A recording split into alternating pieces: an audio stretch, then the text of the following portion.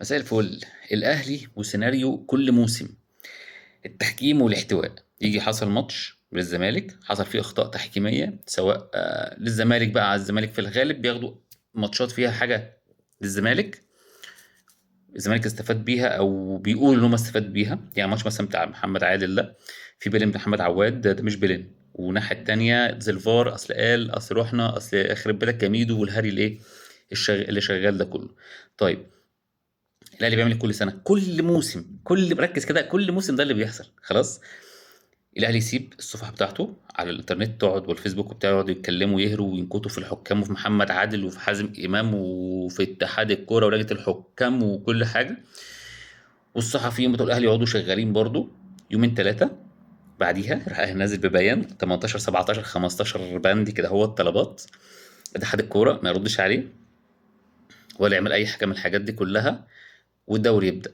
ايه اللي بيحصل بقى؟ الاهلي عايز ايه؟ الاهلي ولا عايز اي نوش من البيانات والحاجات دي كلها، ولا هيفرق معاه بيانات، هو بس نمره بيعملها كده خلاص. بس الغرض منها ايه بقى؟ تعال اقول لك الغرض منها ايه. الغرض منها ان الحكام كلها اللي هتمسك ماتش الزمالك او ماتشات الزمالك يبقوا مقلقين. يعني ايه مقلقين؟ يعني نازل الماتش لو في مثلا كوره تتحسب فاول او ما تتحسبش مش هيحسبها. طب دي ممكن تتاخد كارت اصفر وممكن احمر هيدي الاصفر. طب الكرة دي ممكن تتحسب بيلين للزمالك ممكن ما تتحسبش مش هحسبها. كل موسم نفس الحوار ونفس الحركات ونفس كل حاجة، وتلاقي الزمالك تنزل بعد كده مضغوطة عشان الحكام، والماتشات تفرط والماتشات تفلت والزمالك يخسر نقط، وهكذا وهكذا وهكذا وهكذا كل موسم.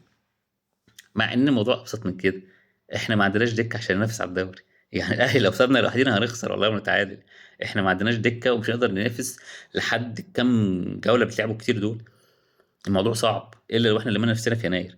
بس الاهلي بيسبق، عايزك دلوقتي يكسرك من اول من بدري بدري كده، يكسرك يفرق فرق بونتات بونتات بونتات، وبعد كده شوف انت هنعمل ايه بعد كده مع بعض. سيناريو كل موسم. السلام عليكم.